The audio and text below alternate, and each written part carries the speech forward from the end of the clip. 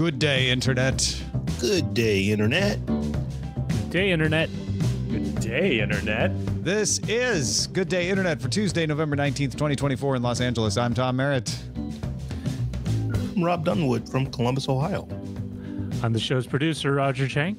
And joining us, the Amtrekker, who is also CEO of Yes More and Company. Brett Rounsaville, welcome to the show. Hi, gang. So good to be back. I upgraded my microphone and headphone set after last time. I felt so guilty last time I was here.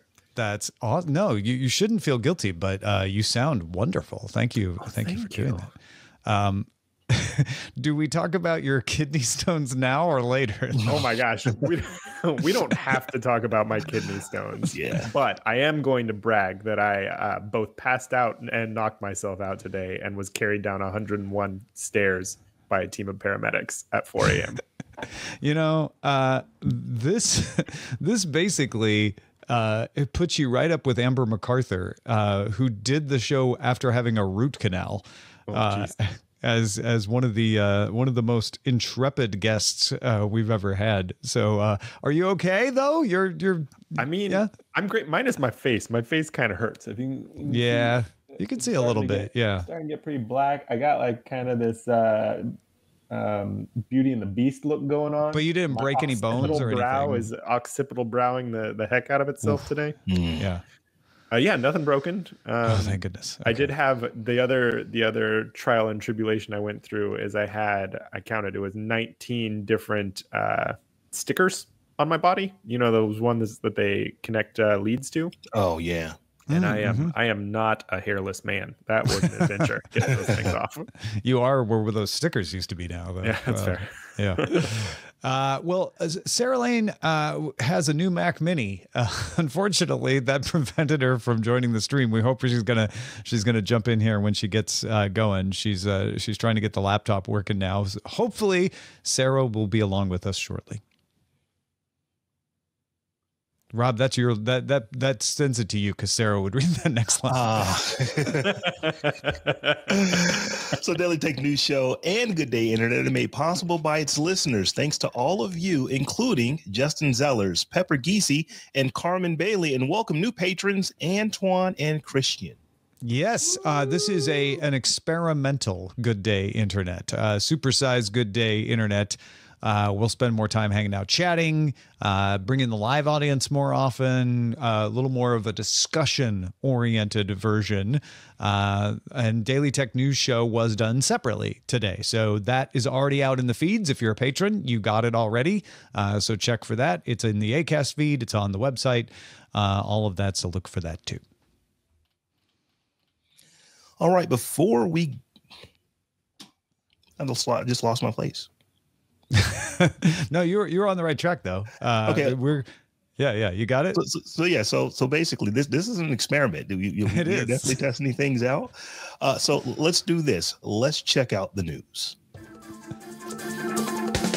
Now, when we did the experiment last time, a lot of you said you missed the quick hits style stuff at the top. So to try something different, today I thought we would just look over what's at the top of the various tech aggregators out there. And then we can kick around that. Of course, starting with TechMeme, the top of that is Microsoft Ignite, the IT professional conference. And the big thing out of Ignite is this Windows 365 Link mini PC. It's a $349 PC that can't run apps. It's just a cloud client. It's just a cloud client. And it's what's amazing to me is that all the stuff that is coming out, this is what the number one thing is. This is what people are most interested in. This is what they're buzzing about. Being at the top. So, yeah. So this is not really something that is built for home users per se. This is definitely a corporate play. This is going to replace, I would imagine, a lot of desktops. Where they just want everybody to run everything out of the cloud. It's easy to, if your PC breaks, we'll just throw, here's another one, and you're up and going literally within minutes. Yeah. You just log in. It gets you your Windows instance in Windows 365, which for hybrid work, right? If you don't have a desk, doesn't matter. You don't have to find your PC. You're just logging into your cloud windows, and everything from the last time you logged in, wherever that was, is there. Yeah, and here's the cool thing about this. or the not cool thing about it, depending on your point of reference, it doesn't even have a login on the PC itself. You turn it on, and the only thing you can do is go to the cloud and then log into your VMs in the cloud. So it is bare bones, although it actually does have nice hardware. You can plug into 4K monitors into it. It's got a fair amount of USB ports on it. So yeah, this made the top. I was surprised that it was number one, but a lot of people are talking about this today. That just means there's a lot more CorpSec executives out there than you realized. That's the sound of all CorpSec executives getting their wings. I think it's the combination Microsoft $350, like a little box, so people Cloud are PC, immediately $350. grabbed to the price. Now they don't know too much about it.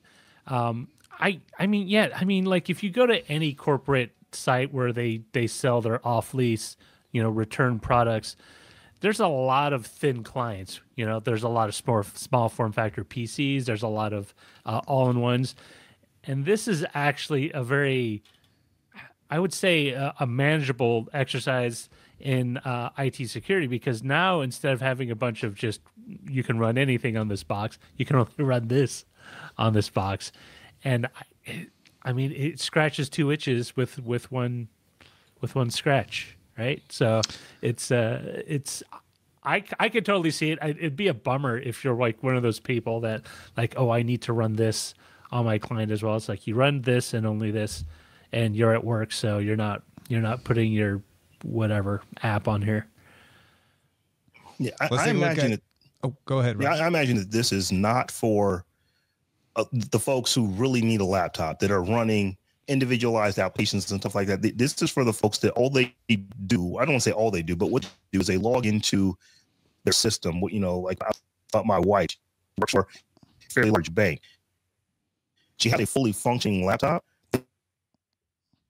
Does nothing with. All she does is, so her laptop's so locked down that all she does is log in and then get into her VMs, and everything runs in the cloud. Yeah, Rob, your connection started breaking up on us. Sorry, man. It's I mean, I totally agree. I think it actually goes beyond that, because if Microsoft ever wanted to do the Apple pivot and move into education, this could generally be a big boon if you could just send like install these at homes and you want to do a remote education. You don't necessarily have to worry too much about constantly giving updated hardware to students for the semester or for whatever the year is. So Rob fell off. We're going to try to fix his connection and bring it back, but we're just supposed to be moving through the headlines here. So let's go to Google Tech, Google News, top of Google News Tech. We've got Microsoft Ignite 2024, all the news from Microsoft's IT Pro. So it's kind of what we were talking about now. The 365 link is in there. AI agents is in there too. That's a big one in AI is rolling out agents that can do things for you. So they can go do multiple things for you. And also, I think there was something about Samsung in the second slot there. Anybody playing around with the AI agents concept, it is definitely the thing that people in the AI sector are talking about the most.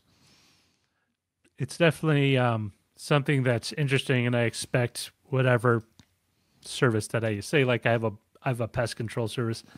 They have a chatbot that I interact with that I find functional about 50% of That's the time. a chatbot though, not an agent.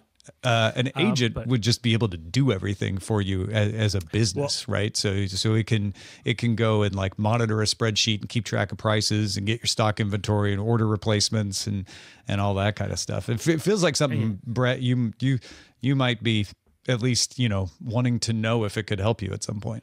Yeah, we've actually looked into this a little bit. The APIs out of ChatGPT are already really impressive, especially the Threads agents and their ability to not just talk to your customers, but talk to your customers and call back to what was discussed before. Oh, wow. And I think that's something we'll probably be adding into our service next year.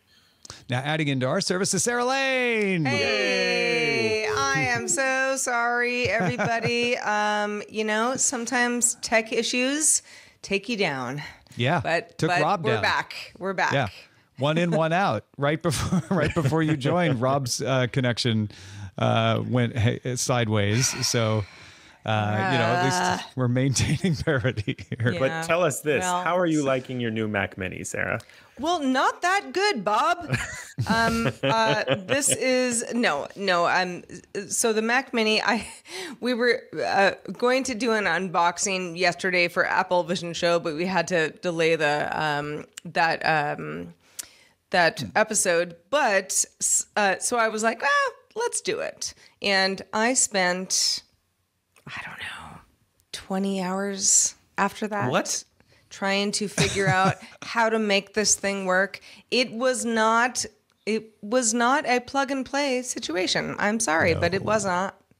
No. So it just works may not still be true. Did not work for me. Thankfully I have backup machines, and so that's what I'm on now. But yeah, like I'm not even using it right now. Wow. Well, we got Rob back. So now we have the entire crew. We're in the middle of looking at the top of the tech headlines. We've looked at Tech Meme. We've looked at Google Tech. Let's look at the top of our own subreddit at reddit.com/r/Daily Tech News Show. Access Washington Post coverage in just a few taps. I think that's a promoted one. Apple shares the most popular podcast of 2024. There we go. So are we on it? Apple shares. This is from RW Nash, top charts of 2024, and I think it's probably going to be The Daily, Crime Junkie, Joe Rogan, Dateline NBC, Smartless, Huberman Lab, This American Life, New Heights with Jason and Travis Kelce, Up First from NPR, and Morbid. They don't have a tech category, do they? Yeah. Do they? No. Tech is always the afterthought for these type of lists. And Yeah. if they would have had tech, I'm certain that DTNS would have been right there at 11. I don't see any other tech shows listed on here. Yeah, exactly. That's 11, exactly right. if not 9. Yeah. Yeah. They would have only shown 5 in that case, but yeah, probably. I mean, I listen to a lot of just various podcasts that aren't really tech related. I mean, sometimes they are. The Economist, for example, great example. But yeah, I listen to a variety of popular podcasts that they're not really tech focused. Sometimes tech gets brought up, and sometimes people talk about it, and I'm like, you don't know what you're doing right now. But that's okay. We can't all be, the number one person in every category of our lives. In our own Feedly, we have a collection of RSS feeds. Bleeping Computer is the latest story. CISA tags new Progress Kemp Loadmaster flaw as exploited in attacks. What? The U.S. Cybersecurity and Infrastructure Security Agency, CISA. Okay. No. The tax exploit. Yeah. That's where I was whatting. Has added 3 new flaws in its known exploited vulnerabilities catalog, including an OS command I injection see. impacting Progress Kemp Loadmaster, which contains an OS command injection vulnerability. Okay, there you go. If you're in security, all those words make sense. I understood them all individually. It was when you put them into sentences. It's the order they were in. Yeah. Yeah. And then Hacker News has El Capitan new supercomputer, fastest in the world. NASA unveiled the world's fastest supercomputer to air in its mission to maintain a safe, secure, and reliable nuclear stockpile. Well, joke's on you. I'm still running El Capitan on this laptop. You can secure your own personal nuclear stockpile. Phase. All right, last one, Yahoo Tech. Why not? We're open if we continue to do this in the future for other suggestions of places to look at top stories. But it looks like they have a carousel at the top of Yahoo Tech. But the first one under the fold is Blue Sky has the juice, but it still doesn't have the normies. So it's grown to 20 million users on Blue Sky. I feel like it has the normies at this point. Are you calling more than normie? it did 2 months ago? Anyway, What it doesn't have is just people who just have accounts and they may go every now and again and then, look at it. But people who are into social media, you're probably right, Sarah. I think that folks are, just because it's so hot. I mean, they were 15 million not a week ago. So the fact that they've grown 5 million in just the last week or so is pretty impressive. The whole thing is, it kind of blows my mind in a weird way. So it's like, okay, so we have X that was previously Twitter. You might still like hanging out on that network, but obviously people have been looking for other networks to find. And I don't really think that has all that much to do with who owns X at this point. It's more of just, this is what happens. When, people sort of go like, oh, all right, what's next? What's different? What's the thing for, the rest of us type thing. So, Blue Sky, I sort of ignored, to be honest. I was, pretty into Threads and still am. And I'm still active on X in some capacity. But yeah, the whole kind of the reason that so many people have flocked to Blue Sky, I'm not totally sure I understand that. I think it doesn't matter that no one understands it and that there are no normies there. I think that if anything, that puts them on a more similar trajectory to Twitter than Threads is on. Like Twitter in the early days, the top 100 were all like revision 3 hosts. It was all tech all the time, and all of the trending accounts were tech, and then eventually everyone else found the place. And I can't imagine that wouldn't be the same path that Blue Sky is on, or could be. Well, that is our Check the News. Just a quick tour of what's at the top of the various websites today. Let's get into our main discussion. So according to Statista, a majority of U.S. holiday shoppers in 2024, that is the end of this year. Oh my gosh, how did we get here?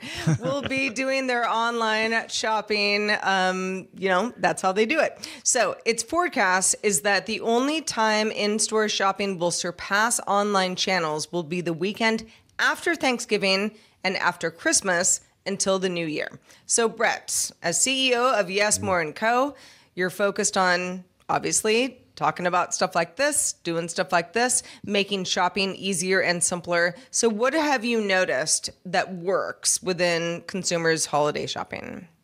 Yeah, I think convenience has kind of always been the key and always will be the key. And the only reason you're seeing this trend towards online shopping versus in-store shopping is because it continually marches towards more and more convenience for the average folks. Like shipping times get truncated every year after year, and the reason you see bumps in in-person spend after the holidays is because now it is more convenient to shop in person because returns are greatly simplified at big box stores. And I think that convenience will always be the answer. There's even so the startup that I helped run before this one was also an e-commerce startup where we worked with a lot of local merchants, and the local merchants still do big business every day, all through Christmas, because for those folks, foot traffic is the answer, and foot traffic equals convenience.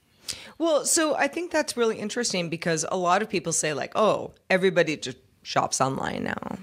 But that's not necessarily true. I mean, I like to go, touch an onion before I buy it, for example, instead of, getting it delivered to my house. But, your mileage may vary. But when it comes to, really doing something that is, a big purchase, a gift, for example, for somebody, in the holiday season, why do you think people still enjoy going to stores?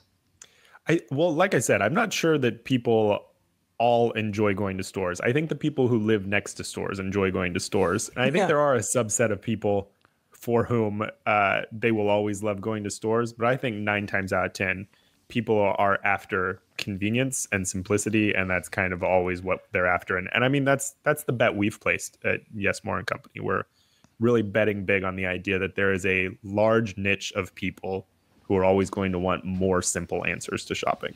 Yeah, let's talk a little bit more about that because I am a new member to Yes More. Fun. Yeah, and thank you for shepherding me through that process. But the idea that somebody might want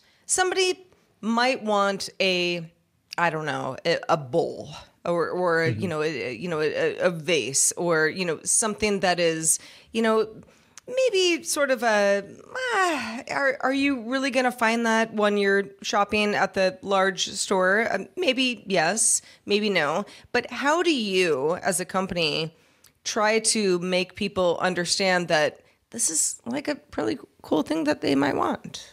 Yeah. That's a great question. I think that a lot of it comes down to curation, like as opposed to going and searching bowl on Amazon where you'll get like hundreds and hundreds of bowls, and then you'll probably spend a lot of time searching through which bowl is the quote best and which one comes from what place with what shipping costs. Instead, like at Yes More and Company, we'll send you a text a week, or during the holidays, it's a text a day, so you can buy gifts and finish Christmas shopping with low effort. I think that in that case, our curation is sort of the magic piece of the puzzle, where you know that you are going to get a 90th percentile product at just below retail, and we did our homework to make sure it's coming from a great small brand with a good story behind it. It's interesting you say the curation part, because one of the issues I've always had with Amazon is they have stuff that's kind of close to what I need, but it's never exactly what I need. In case in point, I had to buy new bulbs for my car, headlight bulbs. And Amazon offered ones that fit, but they weren't the ones I wanted. I wanted a very specific brand, and I ended up going to... Were they Amazon Basics bulbs? No. Well, like they sell like the Sylvania, which is like the OEM part that most manufacturers use, and they sell all the other variations that Sylvania sells, and that's pretty much it. If you want from another provider, you're going to have to go and dig very deeply to find it. And then at that point, the prices are wildly different depending on who you buy it from. And so I just went to like an online bulb seller because they specialize in that. But as catch-all as Amazon does, they don't have... They have things related, but they don't always have everything specifically for what I need. And like what you were saying, Brett, like having a curation, not having to dig through and then figuring out, hey, is this guy that, some fly-by-night operation, or is this a legit company that I can trust, and if I have problems, I can return it and talk to someone about it and not just get a weird runaround. Yeah, you're speaking my language. Sorry, the thing that radicalized me toward this mission to simplify like Christmas shopping specifically is last year I tried to buy some stuff for my two little girls, and there was this game that I had seen them play that I knew that they loved called Magnetic Chess. And it's not like chess. It's like these little rocks that you put down in this circle, and if they stick together, they all then you have to pick them up. This is a fun game, but like the point is I went to Amazon and I searched Magnetic Chess, and it's not that didn't come up. It's that 48 versions of that came up, all from different factories in China or different drop shippers in the US, all with slightly different packaging, all with slightly different inserts. And I spent 45 minutes just trying to figure out which of these was like the best one. And I like ended up picking one, but I don't know if I got the right one. So there was like stress and anxiety around that. And so I was like, this is terrible. This is a really bad experience. They set out to become the everything store, and they succeeded, and that's the problem. I want simplicity in my life. So that led me there. And then last week, I was like, I wonder if they've solved this problem this year. And I searched Magnetic Chess, and I counted 183 different versions. It got 5 times worse in a year. Wow. So, Brett, for anybody who doesn't understand drop shipping, is there an easy way for you to explain that?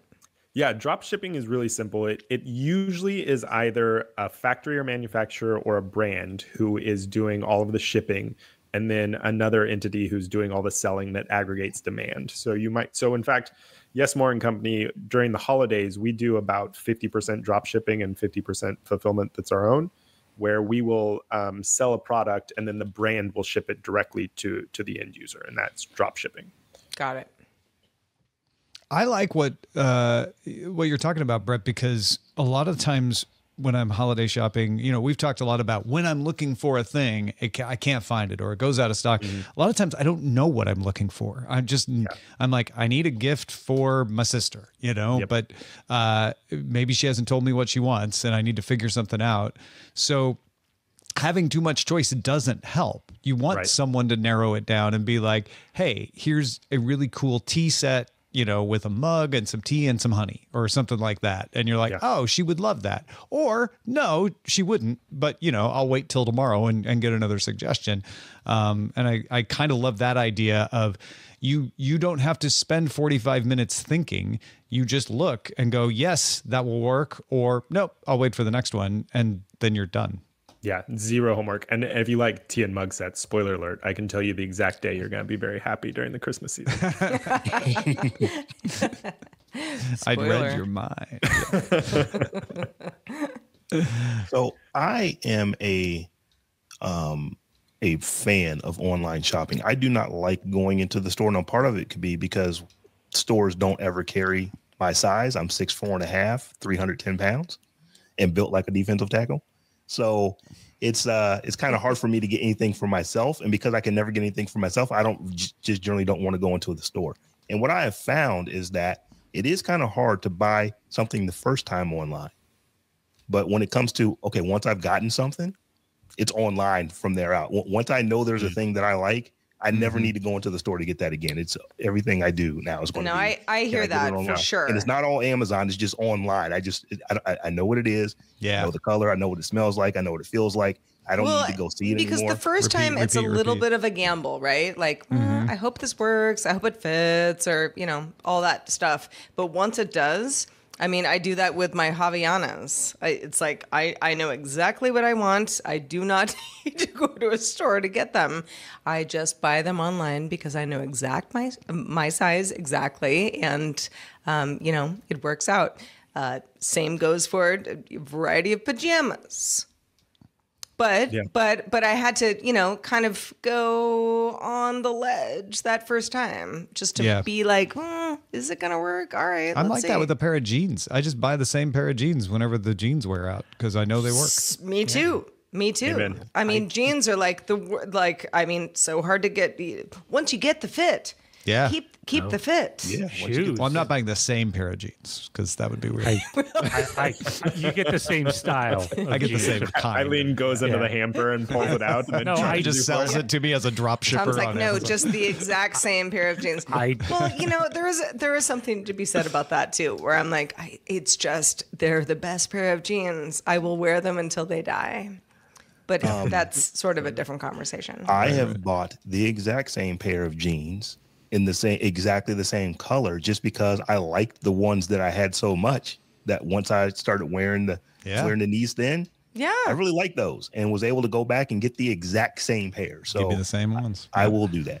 I was talking to another e-commerce founder just this week, and I also think that's kind of what breaks preference engines in online shopping when you're trying to buy stuff, and then you will end up like getting fed those jeans over and over and over again because you fit like not just that previous purchase demo, but also the actual demographic. And so now, instead of getting the things that you're looking for, which like during the holidays, of course, is like looking for gifts for someone else, you're just going to keep getting wallets and jeans over and over and over and over again. Yeah, no, I've definitely had that. Oh my gosh. I mean, so many wallets to buy. I also get really odd recommendations sometimes because of gifts I've bought for other people. Where it's like, wow, you have a very weird, wide variety of tastes. And I was like, no, I just bought Christmas presents for a lot of different kinds of people. Yeah. I will tell you the biggest thing that I get served to ad-wise is sheets, like bed sheets. Oh, interesting. Oh, yeah. Yeah, because I bought bed sheets 3 years ago. And I like them, and they're still on my bed. It's because Instagram's listening to you, Sarah. Yeah. I know. I mean, sometimes I wonder. I mean, a little bit. the secret is the higher the margin the product, the longer it's going to follow you around on the internet for. Well, I think that's probably a big part of it. Yeah, to the point where I'm like, I will eventually buy new sheets, but you don't go through sheets in a year. I mean, not in my Most people house don't. anyway. Yeah, So I If you have Well, kids, no. I don't know. It's a mixed bag. That's a different. Because they are listening to you. They may have thought, well, you know what? She does Airbnb. So they could have like, you know what? Not She's going to anymore, need but extra yeah, sheets. I She's going to be going through those she sheets a little used to quicker. though, and I maybe might she still will think again. that. Yeah. Well, Brett, thanks so much for chatting with us about this. I know you're going to stick around and talk with the rest of the stuff, but if people want to find out more about Yes More and Company, where should they go? Yeah, just go to yesmoreandco.com, and we're running like a big some big holiday messaging right now. So normally during the year we do like a text a week. That's something based on your preferences, and during the holiday season we're going to do a text a day at noon Pacific starting next week, and they're going to be the perfect gift for someone. You just say yes and it shows up at your door. Just zero homework. Easy as pie. Fantastic. Awesome. All right, part of our Good Day Internet experiment today is we all just brought some stories to chat about. We're going to go around the table. We probably won't get through all the ones we brought, but Sarah, kick us off. What's the story you want to chat about first? Well, I think it's very apropos based on our previous conversation, but as an Instagram user, if you are one, you might be happy to hear that the company is rolling out a new feature to let users reset algorithmic recommendations across the feed, Reels, and Explore. So basically, as a user, you can access the tool in your settings, opt for a fresh start by recalibrating suggestions based on new interactions. More or less, this means you're kind of just flushing out all that stuff where somebody has been telling me for 3 years now that I need new sheets. The tool doesn't delete your data, doesn't necessarily impact ad personalization, but Meta says it's part of a broader effort to improve safety for teens and younger people, but will be available to everybody. Response to folks saying that Instagram and other social networks encourage addictive behavior. So I thought this was interesting because, again, we all sort of like, they're all listening to you kind of thing. I think that, they're sometimes what you think is happening isn't necessarily happening, but the idea of being tracked is a real thing. And if you can just kind of go back to zero, I think that puts some power back into the minds of users. Yeah, I think when you've been using Instagram as long as we have, I think probably 14 years now that I've been using Instagram. Yeah. There are some patterns that the For You feed is like, oh, you really like this thing that you liked back in 2015. Let's show you accounts from that. And especially I think in 2020, we all did different things that we wouldn't normally do. And so that's more recent. Being able to say like, stop recommending me these kinds of accounts to follow on Instagram. Stop showing me these kinds of reels on Instagram. Let me start over. Let me build it up. Instagram warns you like, you won't be as useful when it'll be pretty generic at first. You'll have to like things and follow different things for us to build back that For You algorithm. But I think a lot of people will take advantage of this because they're tired of seeing things in their For You feed that just aren't relevant. Yep.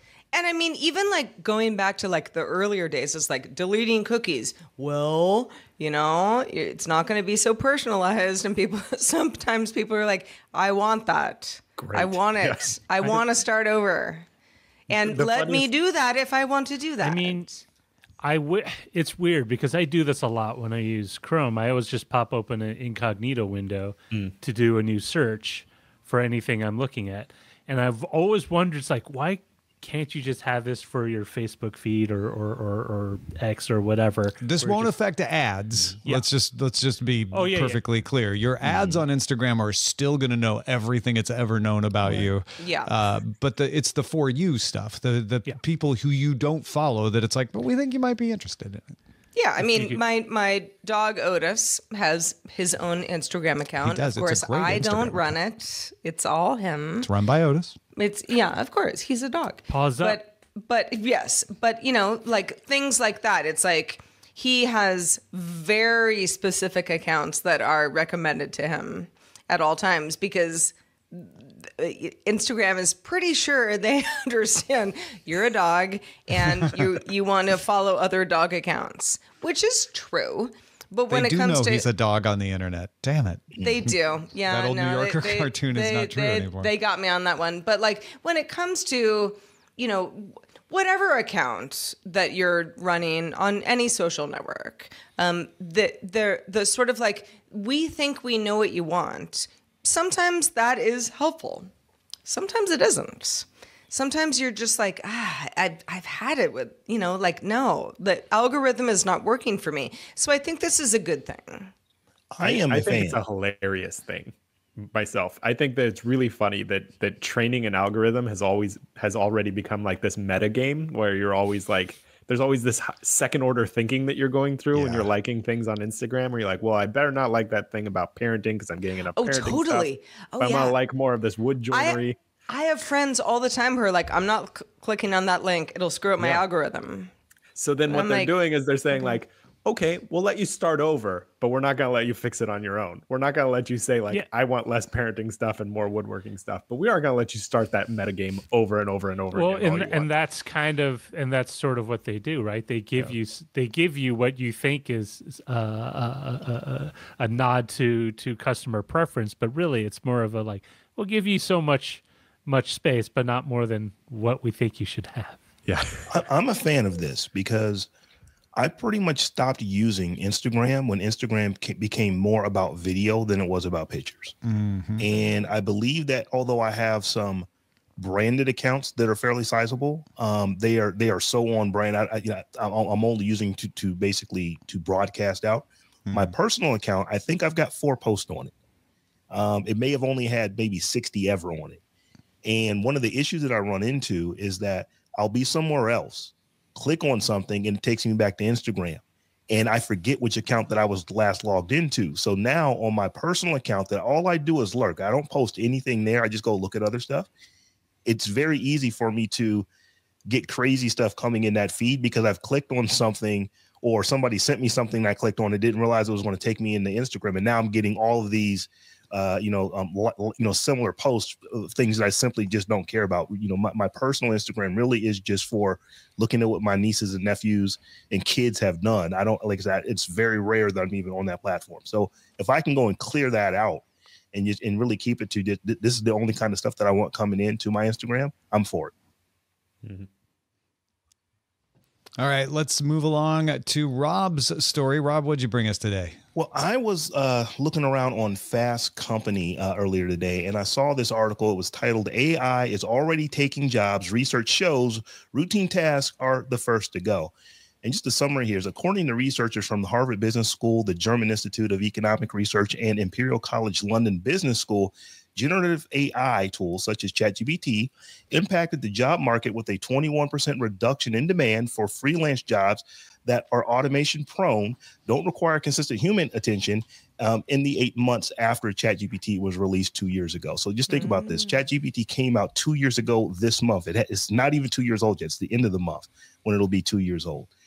Within 8 months, they saw a 21% reduction in these manual type tasks. The article went on to say that they also saw that once Midjourney and other image processing sites, they saw that freelance work for artists and graphic artists went down. So the question is being answered. I think everyone knows is that the question is being asked is AI going to affect people's jobs? And I think the data here is showing you yes, it absolutely can. It absolutely does. And I don't think you can really expect anything else because I know me, there's things that I'm doing with AI that I simply just wouldn't have done before because of it. So I would imagine there are other people who are doing things where they would have paid someone else to do it. And now they're not. They're using AI to do it for them. This is a good first step article, but it's correlative. So it's not impossible that there's some other reasons that freelance jobs are going away, right? Like that's the thing you got to be careful with correlative. I think it makes sense to me that you've got this line and then ChatGPT comes out and then the line goes down. The ChatGPT is likely to have been part of that, but we also have other, economic factors going on. So I think the next step, I don't have an issue with this study. It's like, hey, it looks like that might be a fact. The next step is to tease that out a little more because not only can you show what's the actual impact of ChatGPT GPT directly, if we could find that out. But like, what specific freelance jobs did it depress, and what other ones did it maybe not have as much of an effect on? Like, there's different kinds of copywriters. There's copy editing, there's line editing, there's creative edits, there's creative writing. So I'd be curious to know more, but yeah, it doesn't shock me that we see that line change for sure, especially when it comes to writing and even images to some extent. So I know that, everybody's lives are different, but I do have sort of an on the ground situation that I think speaks to the story from you, Rob. A friend of mine had a personal assistant for quite a few years. And, he's busy. They were helpful, just kind of doing that stuff. A lot of people have that. And he recently was like, a lot of the stuff that they were doing, I now can do just, in the car being like, oh, let me compose this email and then just have ChatGPT clean it up a little bit, kind of thing. And there are a lot of more examples of this. And I'm not saying that is everybody who is, an assistant to somebody else, should fear for their job. That's not what I'm saying. But I do see that this is happening, with people that feel like AI can work for them to the point where the sort of hey, help me out with this stuff that I can't do because I'm too busy doing this other thing, is probably going to keep happening. Yeah. One of the other aspects is this is one of Andrew Main's favorite topics to talk about, by the way. If he were here, he would take up the rest of the show talking about this. Yeah, you can go to the Attention Mechanism and get 17 episodes about this kind of stuff right now. Yeah. In fact, we're going to talk to Andrew about AGI and ChatGPT and stuff on a future episode. So keep an ear out for that. I think that's going to come next Monday. Yeah, the short version of what he would like you to think about in a situation like this is there are absolutely specific job loss situations. Are there net job loss situations, or are those people finding other ways to make more money or the same money doing other jobs also using ChatGPT? And that is a big unknown right now. Yeah, that's a good point. Yeah, I am in the camp of there are things that I have paid people to do. Generally, it's been creating an image for a podcast cover art or a YouTube the YouTube little image that you have, and I was just paying someone on Fiverr to do that, and it's the same thing. It's like, oh, let me try this on Midjourney. It's like, oh, this is good enough. Now, is it as good as what I was getting? No, but it was good enough. And when you factor in the price difference, it was good enough. So. And I don't say that to say I'm trying to stick it to artists and stuff like that, because I understand where they're coming from, but this is I would imagine that at the time, as you said, you probably can't attribute the entire 22% to just ChatGPT in these things, but it definitely played, I would imagine, probably high single if not double digit points in that overall. Comparison. That's what I'm at. It's I'm sure it's probably maybe 10, 11% or more. I'm curious, is it 19? Because that's more interesting than if it's 11. Yeah, I read an article not too long ago, and it was talking about it was a study that was done globally, and I'm sorry I can't think of exactly where the study came from, but they essentially were just looking at how gung-ho are people about AI. And it's starting to slow down in the United States. Globally, I want to say that the use of AI in the job, people just using it on their own, only went up 1% over the time that the study was being done, whereas globally it went up 4, almost 5%. And one of the key indicators that was in this is that when they asked Americans specifically about talking to their managers about AI, many of them were kind of gun shy about saying, I don't want my manager to know that I use AI to do this. So it kind of got me to thinking, it's that's interesting. Why wouldn't you want your manager to know that you used AI? And my first thought is, well, because if they weren't directing you to use it and you used it on your own and it made you that much more productive, two things can happen. You either are going to give yourself more work or you put yourself out of work. Put up a job. Right. Yeah. There's also, I would bet, a trailing indicator with VCs, because VC money for AI projects is like the purse strings are tightening up there in a big way. Like 2 years ago or a year ago, even, you could just say, we are doing AI blank and get a check. And now VCs are hip to the fact that, one, those are all ridiculously easy companies to spin up, and two, distribution still matters more than anything else. Well, and also, I mean, the companies that invested in the big AI companies already did that. Yep. So if you're like, trying to be like, round 7, yeah, best of luck. Well, I'll tell you something that wasn't AI. The Jake Paul versus Mike Tyson fight on boy. Friday. Yeah. Oh, wow. Anybody watch it? Any of us? I did watch it. I tried to watch it. Rob had It was- the answer. I didn't realize it happened on Friday. I mean, I would have watched it, I guess, out of morbid curiosity. But at the same time, I, kind of thought the whole thing was a little silly. Well, 108 million viewers apparently also tried to watch it along with you, Rob. 65 million concurrent streams at the peak. So that means, at the most, 65 million people were watching it at one time, but 108 million people over the course watched it. There's a lot of talk about the lagginess and the dropouts and all of the issues they had with streaming it, but apparently enough people stuck with it, that they kept these numbers up, and Netflix is touting it as the most watched sporting event of all time.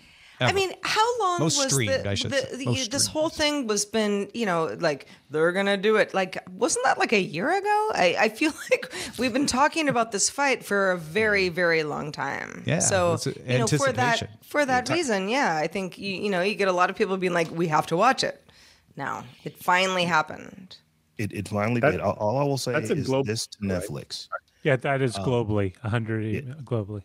Netflix, you have now announced that you will cover a Christmas Day football game where Beyonce will be the halftime show.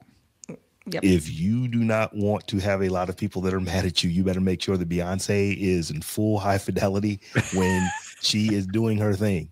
That would not be good for you if you can't figure that out. Now, I would imagine that the we're talking about Christmas Day football, so it's not going to be a worldwide event at that point. Although I would imagine a lot of people will tune in from wherever they are just to see Beyonce. I mean, that's all I do on Christmas is watch football. And Beyonce. But yeah, they definitely want to make Beyonce, sure that tech is working. She's, cherry on top. I've been talking to my friend Andy, who works in streaming, and he's been very involved in looking around and talking with his own colleagues about what they thought went wrong. The best guess seems to be that Netflix just underestimated how many streams were going to watch this, and it's a particularly difficult thing to anticipate because you don't have all the streams coming from one region. They were coming from everywhere. And so with Netflix's CDN, again, it's built on VOD, so they're very experienced in video on demand, but live streaming is a different thing, and you want to keep the latency down so there's not a huge lag, and you have to be able to distribute it where the people are in multiple regions. You don't want to have overcapacity or you're wasting money, but you want to have enough overcapacity that some unanticipated lift in the demand doesn't cause lag to go down, and they just predicted wrong. Maybe overall they just predicted not this many people would be interested, or maybe they just predicted the wrong regions would be interested is kind of the estimate. But all of those people who are in the industry are like, they're not going to have a problem with the NFL. Even with announcing Beyonce, they're not going to have a problem with the NFL because it's way more predictable how many people are going to watch an NFL football game on Christmas Day. I also, this is conspiracy theory, Sarah, right now, but I wonder sometimes, where a company like Netflix could kind of use it to its advantage to be like, so many people tried to watch this fight. It was so popular that we simply couldn't keep it up. They broke so many people watched it. They broke the internet. Yeah. Well, Netflix isn't saying that. Netflix Well, is only Netflix is not. But So- but I think there is something to that. There's a marketing opportunity.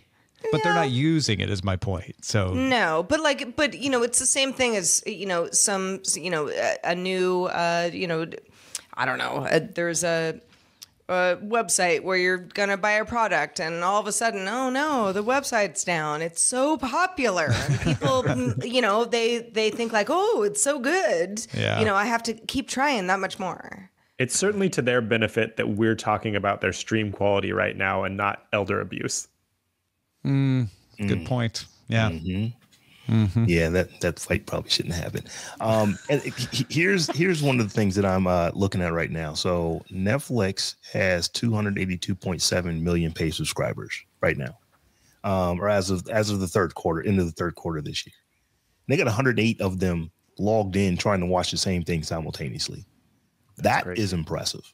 Yeah. That is, well over a third of everybody who has signed up to your service is trying to watch the same thing at the same time.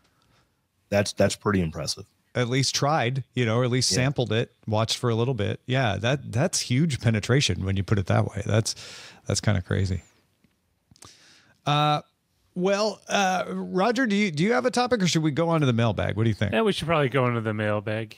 All right, Yeah, let's. unless you want to talk about the Mojang Studios and Merlin Entertainment building. Well, a now Minecraft theme park. we're talking which is about it? it. Yeah, So Mojang Studios is teaming up with Merlin Entertainment to build out 2 theme parks based on Minecraft called Adventures Made Real.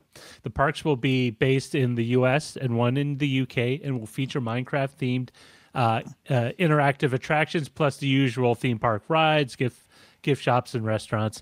They're expecting it to launch around 2026 and 2027. Merlin Entertainment is the same people behind Legoland.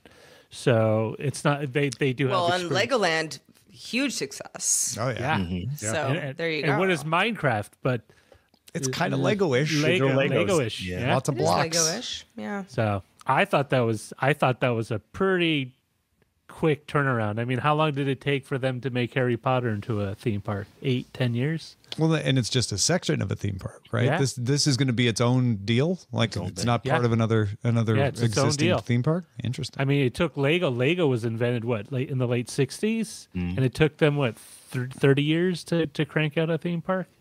It's pretty quick. I mean, Brett, If not more. Brett has worked at theme parks, or a theme Oh, yeah. park. Yeah. Yeah. What do you think? I started my career as a theme park designer for Disney. This is actually a plot map of Disneyland behind me from the 60s. Oh wow. Oh wow! Wow. Oh, that's kind of cool. That's so cool. Yeah, I'm curious mostly about demand. Like, is Minecraft demand still as high as it was 10 years ago? That was my question as well. It's like, isn't it all sort of Roblox when you're talking about the kids? I don't know. I mean, a lot of this is 173.29 million monthly active players for Minecraft. That's a All right. fair So number. yeah, and there's a it's still very Minecraft movie popular. rolling out. It's a large country. Yeah. Yeah. I mean, like, Yeah. people go to Knott's Berry Farm, and that's not exactly is it a national? How many people play Knott's Berry Farm online? None. Because they don't have a game. You guys, what do you Touche. have against Knott's Berry Farm? Nothing. I'm just Not saying. Scary Sheesh. Farm. It's not a very scary farm. It was always sort of like, yeah. It's more of a jump scare. Like I'd rather you go to through the Magic park and stuff. Mountain, but Knott's Berry Farm is fine. I could only get There. as far as Knott's Berry Farm. Minecraft is ridiculously popular though. Like my children were kind of above the age that the sweet spot for it, but I've got like a 13-year-old nephew, an 11-year-old niece, a 14-year-old niece, and they spend all of their computer time either in this or in Roblox. So to Sarah's point, I hear about Roblox all the time from my kids' friends, and they're 6 and 8. But I don't feel like I hear about. I feel like it's Minecraft. generational, and Roblox may be more popular. It was Minecraft, Right. in the, Yeah. in the aught teens. That's all I heard about from everybody's kids. I think a lot of kids who grew up playing Minecraft are also returning to Minecraft too. I've heard a few anecdotal stories Yeah, of it's like a nostalgic my thing. college age kid is playing Minecraft again because it's comfort gaming or something. Yeah. All right. Well, I am always pro more theme parks. Excellent. All right, let's check out that mailbag I was talking about. Let's do it. So Dominique in Belgium wanted to add to our discussion yesterday on DTNS about Solid and Belgian regions of Flanders. They write, I was momentarily happy when Tom said on the show that there was good news about Solid. Then I realized he was talking about Flanders. Oh no. If the future successes of Solid depends on the outroll over here, writing from Michelin in Flanders, it's not looking very good. I have much sympathy for the goals of Solid and of course for the great Sir Tim. But Solid needs to be both simple and universal. It has little chance of becoming either over here. Government initiatives are actually quite a mess here. Who knows? Maybe Flanders will pull it off this time, but keep on doing what you do over there. Dominique had a lot more to say about that, but that's kind of the gist of it. I have no idea what Dominique just said to me. Could not tell you. Let's finish with a question from Eva. I'm genuinely concerned about what my search options are since Google seems to be slowly circling the drain. I don't want to have to fact check my results, which I feel I would need to using a large language model. I don't want a flood of people on the internet telling me their opinion on TikTok. Are there any reliable search options nowadays? I feel like Google search is still pretty reliable. Google is still pretty good. Yeah, I mean, you have to know how to ask what how to ask the right way to get, the answer that you're looking for. But, I would not call Google circling the drain in any capacity. I think maybe Gemini versus ChatGPT, that's a conversation. Much more of one. Yeah, but otherwise, Search could change, and Google is not worried about them no longer being a player in search. They're worried about anyone else taking 5, 10, 15% of their market dominance. That's where their concern is, because for them, that's billions and billions of dollars that they make. So, Google is still going to be good for search, probably for the foreseeable future. I still split it between Google and DuckDuckGo. I was going to say, that said, Eva did ask for options, and I think DuckDuckGo is a good one. Yeah, I use DuckDuckGo quite a bit. I saw a stat. Rand DeRuiter did a super deep dive on a large data set the other day, and his contention is that Google search is not what we all think or thought it was, and people are not using it the way we think or thought it was, and that like a full 30% of searches are all brand name searches. So like more navigational searches than actually trying to find information. Instead of going to like Nike.com, I will actually search for Nike and then, okay, there's their webpage. Click on that.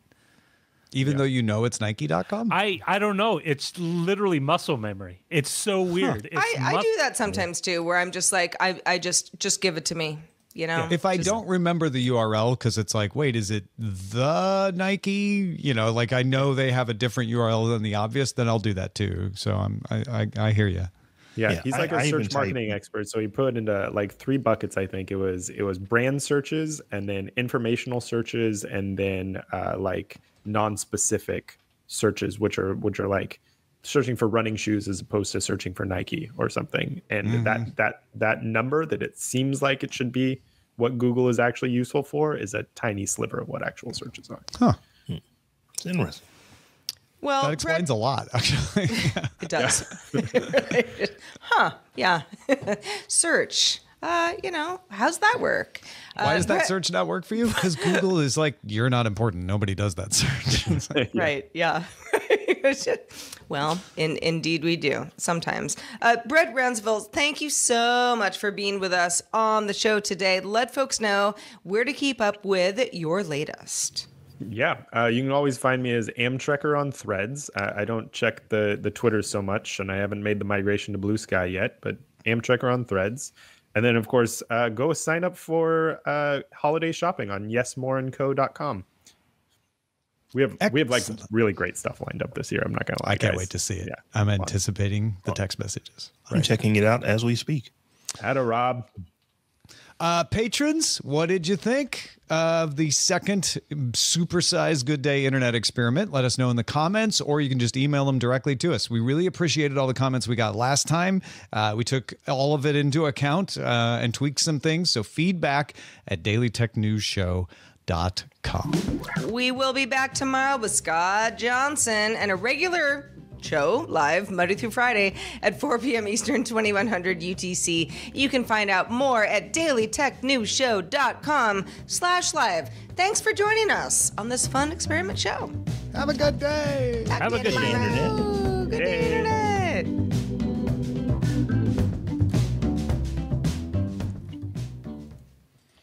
All right, we are still live, so we can pick show titles and the like.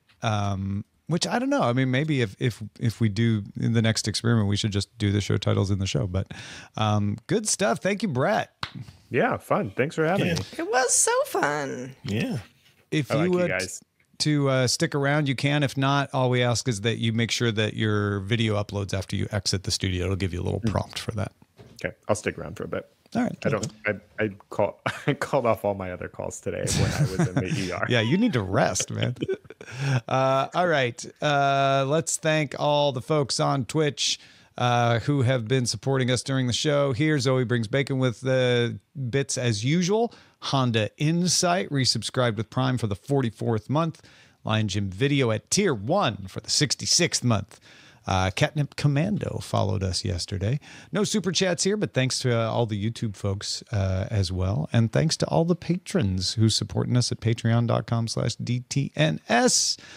Let me see what we got in the titles there. When do we talk about the kidney stones? From Zoe. Sarah wasn't on the call. I'm like, when do we talk about that? I missed don't the herring remember us story. even starting that conversation. Hey, Google, Yeah. what's a good search engine? Does somebody have kidney stones here? I was in the ER this morning at like 4 a.m. Oh my gosh, I'm so Yeah. sorry. Oh, Yeah, it was brutal. that I know one other person who has kind of chronic kidney stones, and I have been assured that it is not fun. This is my second go around. I can second that. Oh, I'm sorry. You doing Second- okay the now? second. I feel fine and great. There's still a rock in my body that is not out yet. So we'll see how I feel at any moment in the next And several don't weeks. they do lasers now? Like if they Only can if they're find real it? big. Yeah, they have to be pretty big for that. I see. Yeah, so they can lock Otherwise, on. you just have to pass it. Yeah. Yeah. They said this one was 4 millimeters, which Wow, that's still big. seems That's bigger pretty than my body bits. Yeah? Yep. Don't want to pass. That's- Don't want to pass it. No. Yep. I don't know if the doctor was trying to make me feel better or not, because I submit to you that it did not succeed at that. But she was like, I know some people who are who have given birth and passed kidney stones, and they say that they're comparable pains. And I was like, no, I don't want to know that. Thank you. Comparable pains. Yeah. No. Yeah. Maybe this is just I was gonna make a joke about like maybe guys will finally know what childbirth is like, but I don't know what that's like either. So it's not my joke to make. Let's see. We got some other titles here. He's a dog on the internet.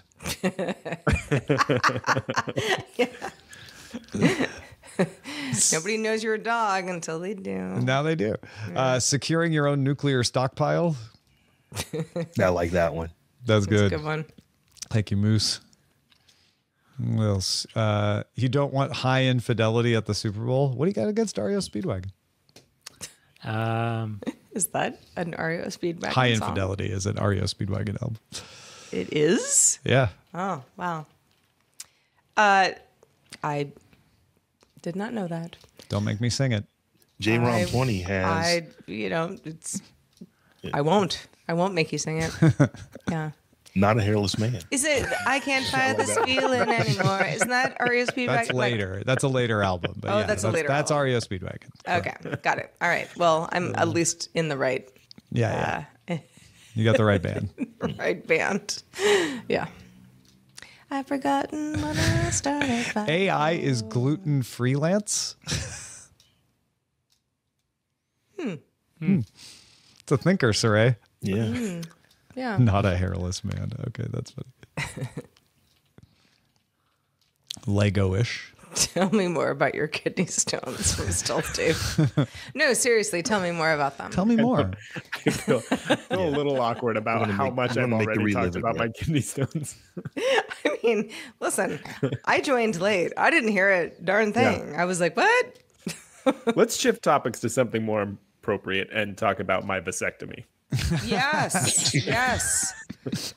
Much better. Thank you. Thank I you. think it's, I mean, arguably less painful, right? Oh, not an argument. Yeah, Certainly not less even close. painful. Yeah. What do we like? 183 versions of magnetic chess?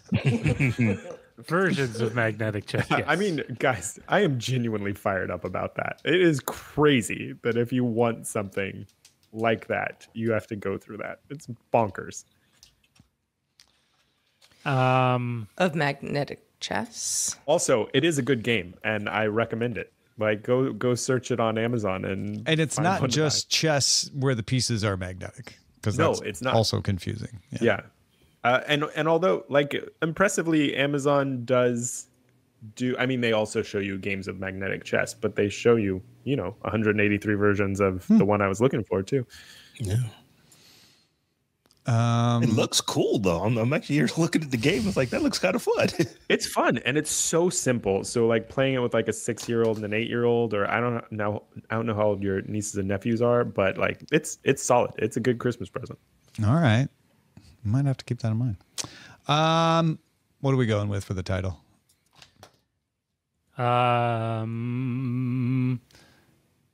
Securing your own nuclear stockpile. What do we talk about? Yeah. 183 versions of magnetic chess. Nothing. I mean, that was a crowd favorite here. Yeah. Done. Yep. All right. 183 Thanks, versions Zoe. of magnetic chess. Thank you, Zoe Brings Bacon. Time to bring the ship into the shore. Twitch folks, tell Trisha Hirschberger we miss her already, even though she was just here yesterday. We're going to raid Trish. And YouTube folks, have a great rest of your day. We'll see you tomorrow. Bye. Bye.